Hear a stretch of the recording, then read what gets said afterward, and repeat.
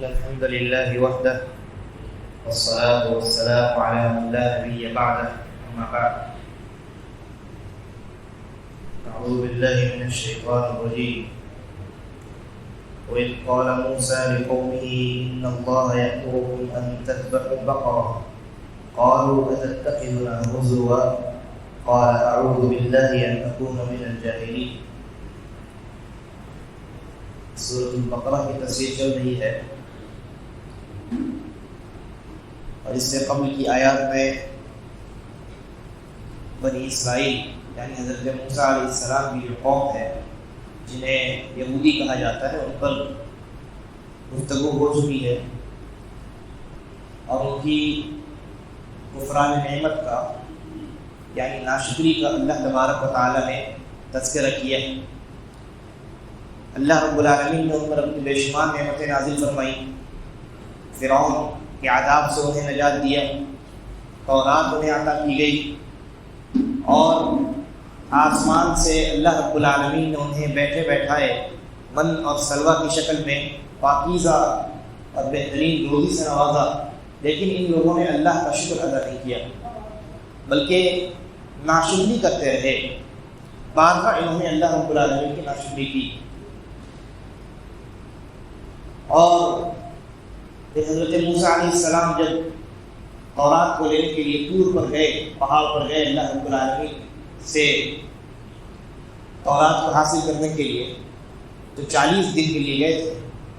انہی 40 دنوں میں انہوں نے کفر اور شرک تک کر ڈالا. نتیجے کے طور پر اللہ تبارک و تعالیٰ نے بعد میں انہوں نے معافی مانگی، توبہ کرنا چاہا. اللہ نے کہا کہ توبہ تو ممکن ہے لیکن اپنے آپ کو تمہیں قتل کرنا پڑے گا. اب اس کے بعد یہاں اللہ رب العالمین ایک اور واقعے کا تذکرہ فرما رہا ہے. اللہ رب العالمین نے فرمایا وَإِذْ قَالَ مُوسَىٰ لِقَوْمِهِ إِنَّ اللَّهَ يَأْمُرُكُمْ أَن تَذْبَحُوا بَقَرَةً. موسیٰ علیہ السلام نے اپنی قوم سے کہا کہ ایک گائے ذبح کرو. اصل میں معاملہ یہ ہوا کہ بنی اسرائیل میں ایک شخص تھا، بڑا مالدار شخص تھا، لیکن اس کی کوئی اولاد نہیں تھی، کوئی وارث اس کی جو ہے اپنی صحیح وارث نہیں تھی. ہاں اس کا ایک بھتیجا تھا اور ظاہر سی بات ہے جب اولاد نہیں ہو تو انسان کے مرنے کے بعد اس کی جائیداد میں اس کے بھتیجوں کا حصہ ہوتا ہے. آدمی بڑا مالدار تھا. اب اس بھتیجے نے کیا کیا، اس کے مال کو حاصل کرنے کے لیے اس آدمی کو رات میں قتل کر ڈالا سب سے چھپ کر کے. اور قتل کرنے کے بعد اس انسان کی یعنی اپنے چچا کی جو لاش ہے وہ کسی دوسرے آدمی کے گھر کے سامنے لا کر کے ڈال دیا. اب جب صبح ہوئی تو لوگوں میں اختلاف ہونے لگا کہ بھائی اس آدمی کو کس نے قتل کیا. پھر اس کے بعد الزامات لگنے شروع ہوئے کہ جس کے گھر کے سامنے لاش ملی ہے اسی نے قتل کیا ہوگا.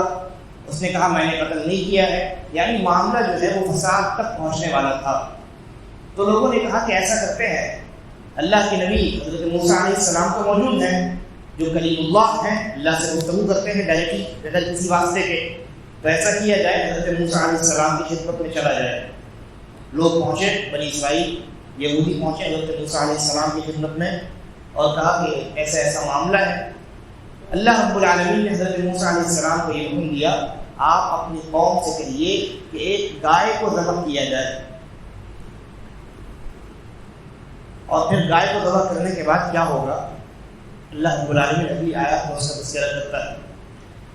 حضرت موسیٰ علیہ السلام نے جب یہ کہا کہ اللہ نے تمہیں حکم دیا ان اللہ یأمرکم، تمہیں اللہ نے حکم دیا ہے کہ ایک گائے ذبح کرو، تو ان لوگوں نے کہا اتتخذنا ہزوا، موسیٰ ہم آپ کے پاس اپنے اس میٹر کو لے کر کے آئے ہیں، اس مقدمے کو لے کر کے آئے ہیں. آپ یہ بتانے کے بجائے کہ قاتل حقیقتاً کون ہے آپ ہم سے مذاق کر رہے ہیں. گائے ذبح کرو. گائے ذبح کرنے کا اور اس آدمی کے قتل ہونے کا کیا تعلق؟ تو حضرت موسیٰ علیہ السلام نے کہا کہ اعوذ باللہ ان اکون من الجاہلین اتتخذنا ہزوا قال اعوذ باللہ ان اکون من الجاہلین. کہا کہ میں اللہ کی پناہ طلب کرتا ہوں، اللہ کی پناہ چاہتا ہوں کہ میں جاہلوں جیسی حرکت کروں، جاہلوں میں سے ہو جاؤں. میں تمہیں اللہ کے حکم پر یہ حکم دے رہا ہوں اور اس کا بہت گہرا تعلق ہے اس قتل سے. اللہ نے جس بات کا تمہیں حکم دیا ہے وہ کرو تو صحیح۔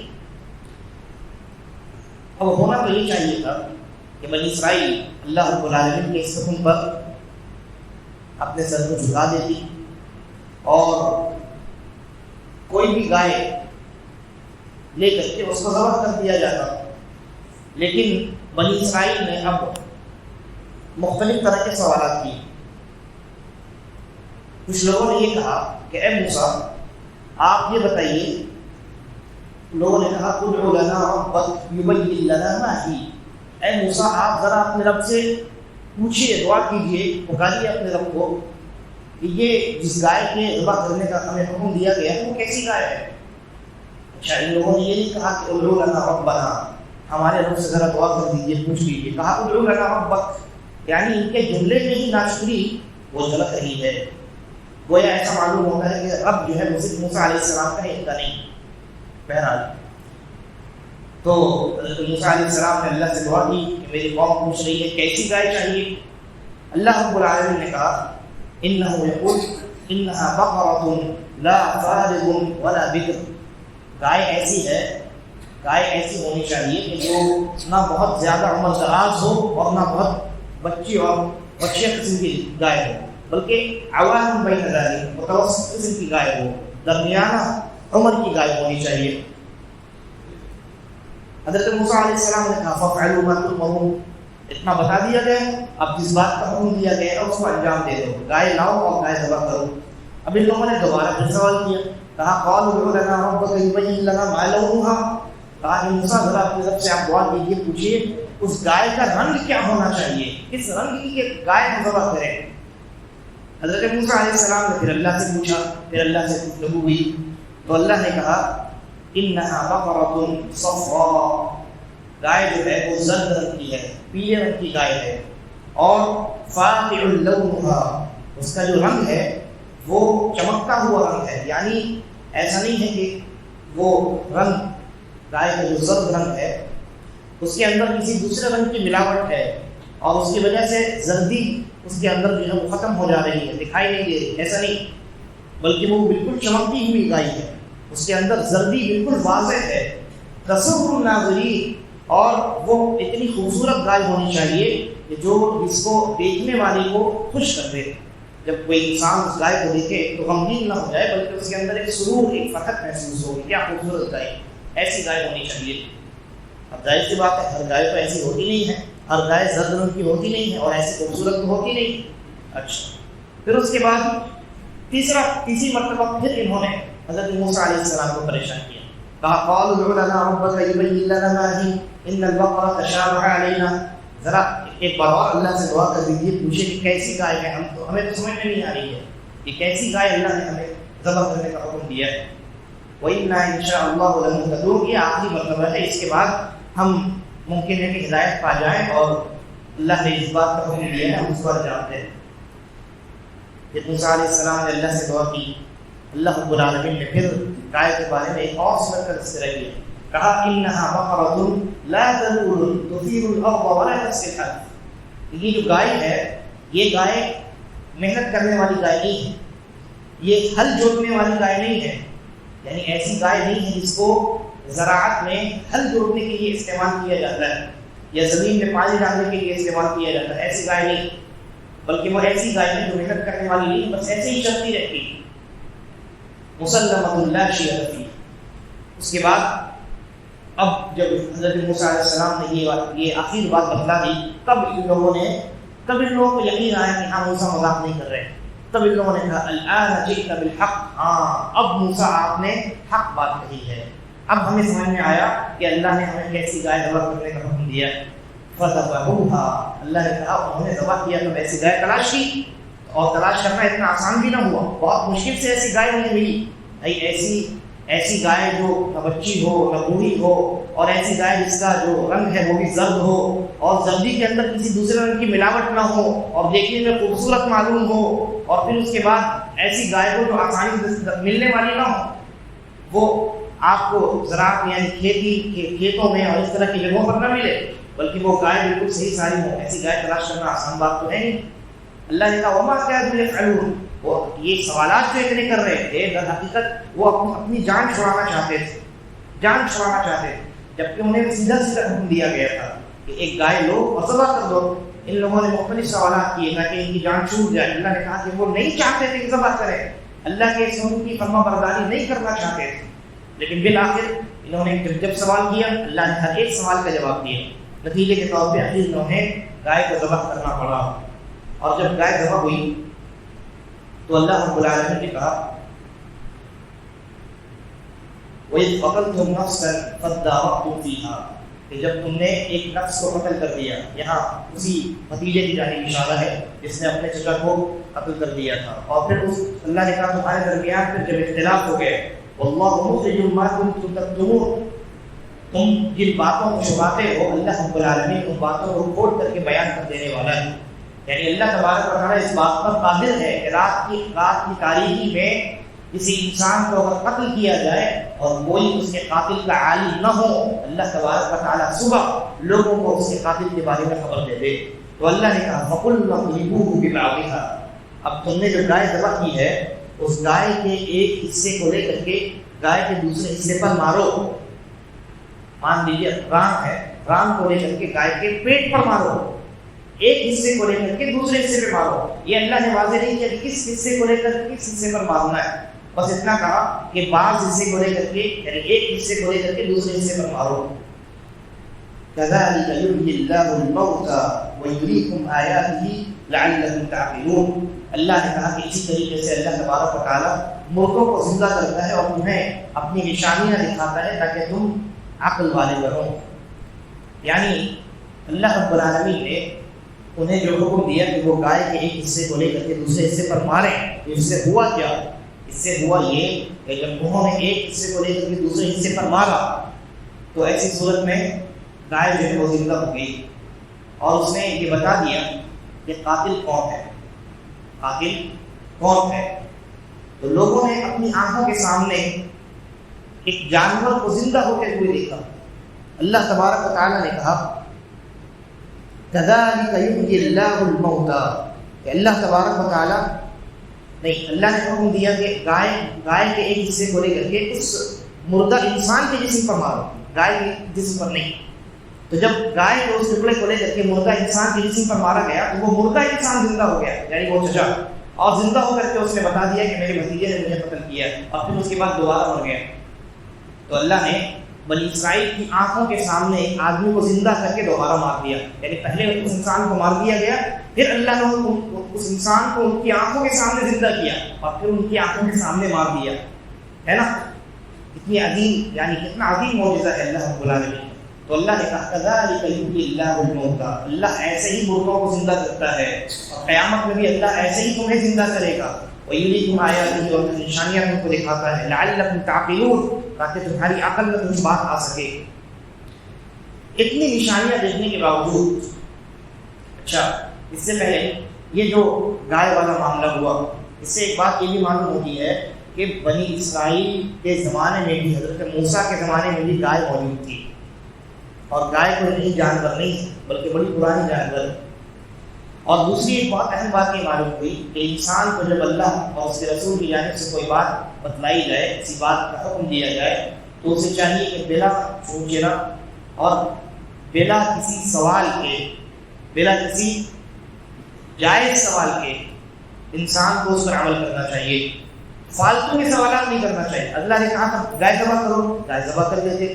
اب دیکھیے انہوں نے سوالات در سوالات کیے، سوال در سوال کے نتیجے میں ان کو اتنی مشکلات اور مشقات سے گزرنا پڑا، اتنی مشکل ہوئی ان کو اس گائے کو تلاش کر رہے۔ اگر سیدھا سیدھا وہ اس عمل کو انجام دے دیتے، کسی بھی گائے کو ذبح کر دیتے تو معاملہ حل ہو جاتا۔ اور نبی اکرم صلی اللہ علیہ وسلم کی حدیث بھی ہے صحیح بخاری کے اندر، آپ صلی اللہ علیہ وسلم نے فرمایا کہ تم سے پہلے جو قومیں تھیں ان کے گمراہ ہونے کے چند اسباب آپ نے بتلائے، ان میں سے ایک سبب یہ ہے کثرت السؤال، بہت زیادہ سوال کرنا، بیکار کے سوالات کرنا جن سوالات کا کوئی فائدہ نہیں ہے۔ لہذا انسان کو بیکار کے سوالات کرنے سے بچنا چاہیے۔ بعض اوقات سوالات اس لیے کرتے ہیں تاکہ سامنے والے کو جانچیں کہ بھائی اس کے پاس یہ کتنا مبلغ علم کتنا ہے، اس کا علم کتنا ہے اس کے پاس۔ یا بعض حضرات ایسے ہوتے ہیں ایک ہی سوال ہوتا ہے ان کے پاس، زندگی بھر ہر ایک عالم سے وہ ایک ہی سوال پوچھتے رہتے ہیں، اور وہ سوال بھی بڑا مختلف سی سوال ہوتا ہے، مسئلہ مختلف ہی ہوتا ہے. تو 100 عالم کی وہ رائے جاننا چاہتے ہیں، ہر ایک عالم کیا کہتا ہے. اور پھر جب کسی عالم کے پاس جاتے ہیں تو وہ جواب دیتا ہے تو کہتا ہے نہیں فلاں عالم سے میں نے پوچھا تو انہوں نے ایسا جواب دیا. میرے بھائی مسئلے کو اس نے خود پڑھا ہے، وہ خود جانتا ہے کہ مسئلے میں کتنے اقوال ہیں، کتنے دلائل ہیں اور کیا اختلافات ہیں، علماء کے کیا اقوال ہیں. آپ ان کو ایک عالم کا حوالہ دیں گے کیا کہنا چاہتے ہیں. زیادہ سوالات نہیں کرنا ہے. آپ کو بھی مسئلہ درپیش ہے، آپ آئیے کسی عالم کے پاس، معتمد علیہ عالم کے پاس، جس کے بارے میں آپ جانتے ہیں کہ ہاں یہ قرآن و سنت کے مطابق فیصلہ دیتا ہے، یہ اپنی ہوا اور نفس کی بنیاد پر گفتگو نہیں کرتا. اس سے آپ مسئلہ پوچھ لیجیے، مسئلہ اس نے دلیل کے ساتھ آپ کے سامنے رکھ دیا، اس پر عمل کیجیے، بس بہت آئے. اس کے بعد اللہ تبارک و تعالیٰ نے کہا بنی اسرائیل کو اللہ نے اتنی ساری نشانیاں دکھلائی، ایک انسان کو ان کی آنکھوں کے سامنے زندہ کیا اور پھر دوبارہ مار دیا. کتنی بڑی نشانی.